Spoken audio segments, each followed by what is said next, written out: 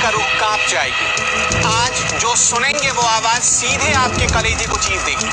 आज जो नजर आएगा उसे देखकर खून खौल जाएगा आपका। दरभंगा से आई तस्वीरों को जिसने भी देखा वो गुस्से से आग बबूला हो गया।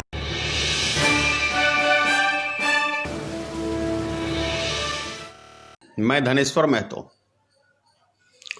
बहुत सारे हमारे शुभचिंतक काफ़ी अच्छी कमेंट करते हैं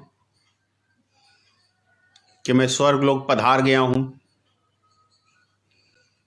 हंसी आती है भाई। मैं जब तक ऊपर नहीं जाऊंगा, जब तक कि मैं इस देश से तालिबानी शासन को ख़त्म नहीं कर दूंगा, तब तक मेरी मृत्यु नहीं आ सकती है।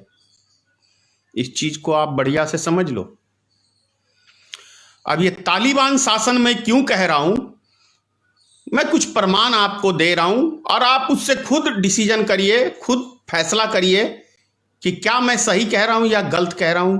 क्या भारत के अंदर अभी तालिबान जैसा एक शासन चल रहा है या नहीं चल रहा है, ये मैं बहुत सारे आपको उदाहरण दूंगा। अब पहली तस्वीर मैं आपको दिखा रहा हूं दरभंगा की, आप इस पे खुद फैसला करें।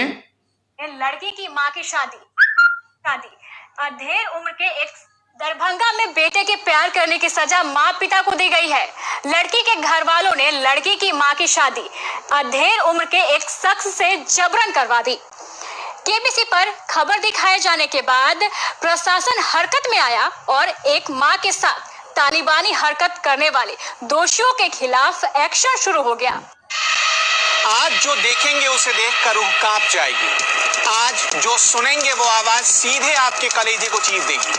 आज जो नजर आएगा उसे देखकर खून खौल जाएगा आपका। दरभंगा से आई इन तस्वीरों को जिसने भी देखा वो गुस्से से आग बबूला हो गया। बेटे की मोहब्बत करने की ऐसी सजा एक माँ बाप को मिली जिसे देखकर तालिबानी हुकूमत की याद आ गई। ये मुट्ठी भर लोग इश्क मोहब्बत के ठेकेदार बनकर आए और प्यार करने वाले बेटे के परिवार को टॉर्चर करने की सारी हदें पार कर दी। केबीसी पर ये खबर चली तो महकमे की नींद उड़ गई। सिस्टम के खिलाफ आम लोगों का गुस्सा फूट पड़ा। खबर एसपी तक पहुंची तो फौरन एसपी ने जांच बिठा दी। केबीसी संवाददाता ने एसपी से बात की तो एसपी ने दो टूक कह दिया कि किसी भी सूरत में दोषी बख्शे नहीं जाएंगे। एक बार फिर इन तस्वीरों को देखकर रोंगटे खड़े हो जाते हैं। इंसानों की खाल में जल्लादों की टोली के चेहरे बेनकाब हो जाते हैं। बेटे के प्यार करने की सजा माँ बाप को दी गई। माँ की शादी किसी अधेड़ उम्र के शख्स से करा दी गई। जबरन मारपीट कर ये सब कुछ हो रहा था और समाज के लोग अपनी नाकामी और निकम्मेपन का तमाशा देख रहे थे। लेकिन हमने खबर दिखाकर लोगों की अंतरात्मा को झकझोरा। आप लोग खुद फैसला करें। कभी भविष्य में आपने सुना कि किसी का लड़का लड़की भाग गया हो और दूसरा दबंग परिवार आके लड़की वाले का, उसकी मां का शादी किसी अधेड़ उम्र के व्यक्ति से जबरन करा दिया गया हो? इसे आप कौन सा शासन कहेंगे? तालिबान शासन ही कह सकते हैं। दूसरी चीज, बिहार की घटना दूसरी कर लेते हैं। अभी हाजीपुर के अंदर वैशाली जिले में एक घटना घटी थी। एक मुस्लिम नहीं कह सकते, जाति विशेष की बातें नहीं अच्छी लगती। एक लड़की को जिंदा जला दिया जाता है और 15 दिन तक वो लड़की तड़पती रह जाती है। प्रशासन उसके ऊपर ठोस कार्रवाई नहीं करती है।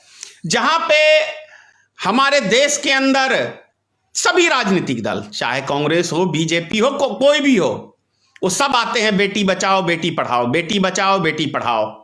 लेकिन किससे बचाओ, कौन से भेड़ियों से बचाओ, ये समझने की जरूरत है।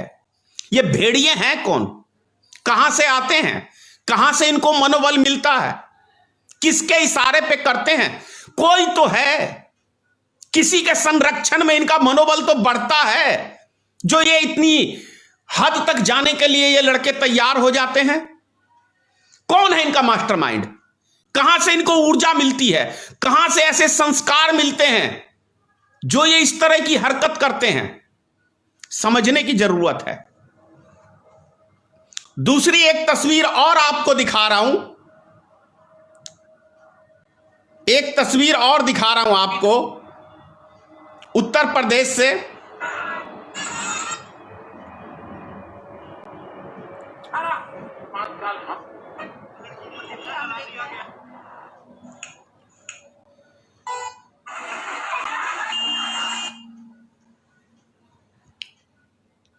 होने लगे, लेकिन सिर्फ विरोध से काम नहीं।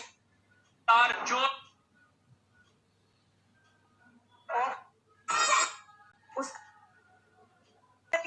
ये तस्वीर देखिए, मीडिया के सामने आप क्या कहेंगे इसको? मीडिया के सामने आज मैं गर्व से नहीं कहता, शर्म से कह रहा हूँ कि मैं हिंदू हूँ और मेरा इस समाज में, इस धर्म में जन्म हुआ है। ये मेरा दुर्भाग्य है कि इस कुंठित मानसिकता, दूषित मानसिकता जैसे धर्म में मेरा जन्म हुआ है। मेरे पास शब्द नहीं है आलोचना के, निंदा के।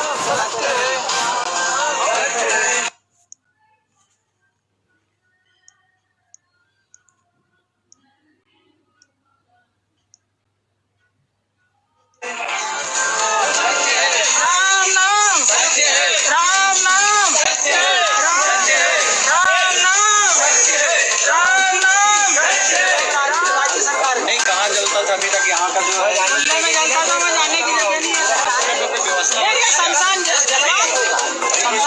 कैसे आप गवर्नमेंट कैसे अधिकार जमा सकती है प्राइवेट जगह में किसी राज्य सरकार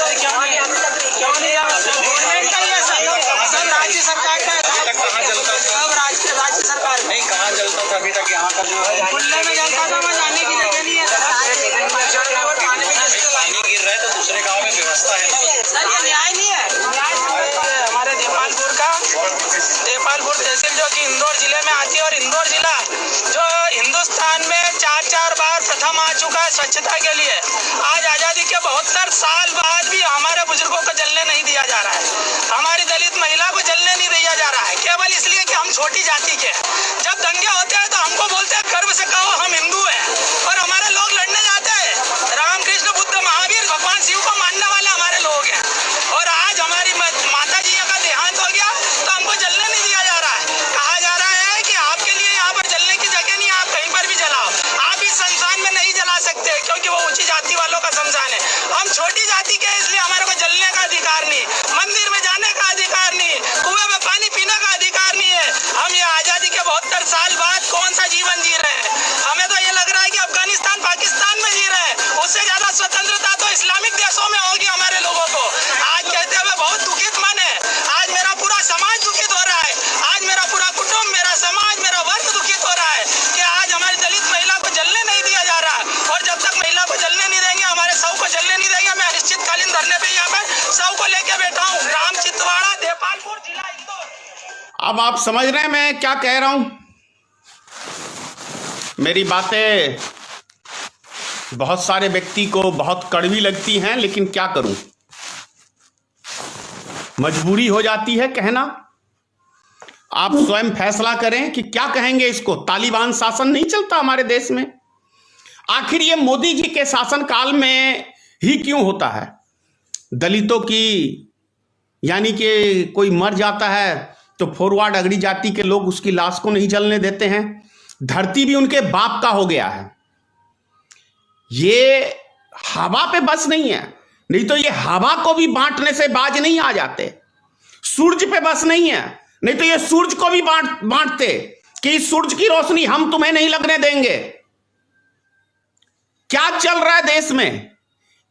किसको कहते हैं तालिबान शासन? आप लोग खुद फैसला करें कि एक महिला स्वर्गवास हो जाती है, उसको शमशान घाट पे जलाने नहीं दिया जाता है कुछ दबंगों द्वारा, उसको क्या कहेंगे? वो दबंग है या मानवता के नाम पे कलंक है? मानवता के नाम पे कलंक है, मनुष्य कहलाने योग्य नहीं है। यदि जिस व्यक्ति ने भी ऐसा किया तो मैं कहता हूं वो मनुष्य के रूप में एक दानव है, दानव जिसे हम राक्षस कहते हैं। उत्तर प्रदेश के अंदर हाथरस की घटना आप सबने देखा, किस तरीके से उस बेटी के साथ कुछ दबंगों ने, वो भी अगड़ी जाति के लोगों को मेरी बातें मिर्ची लगती हैं। अगर मनुष्यता या मानवता आपके अंदर है तो विरोध करो, गलत काम का विरोध करो। और यदि अपने जात का सपोर्ट करते हो, जाति विशेष की राजनीति करते हो, तो आप मानव कहलाने के योग्य नहीं हो। मानव कहलाने के योग्य नहीं हो। जिस व्यक्ति के अंदर अच्छे बुरे की पहचान तक नहीं हो, जिस जाति में अच्छे बुरे की पहचान ना हो, वो सबसे गंदा नीच इंसान होता है, नीच वर्ग होता है, चाहे वो कोई भी जाति धर्म का लोग हो। हिंदू में हो तो गंदा है, मुस्लिम में है तो गंदा है, ईसाई में है तो गंदा है, और सिख में है तो गंदा है। यदि उसने गलत का विरोध नहीं किया तो हर वो व्यक्ति गंदा है, और अपने समाज को कलंकित करने के लिए वो व्यक्ति पैदा हुआ है। अगर आप चाहते हैं गरीब हर वंचित इंसान की आवाज आप तक पहुंचे तो हमारे चैनल को सब्सक्राइब करें और बेल आइकन का बटन दबाना ना भूलें। देखते रहिए बहुजन न्यूज।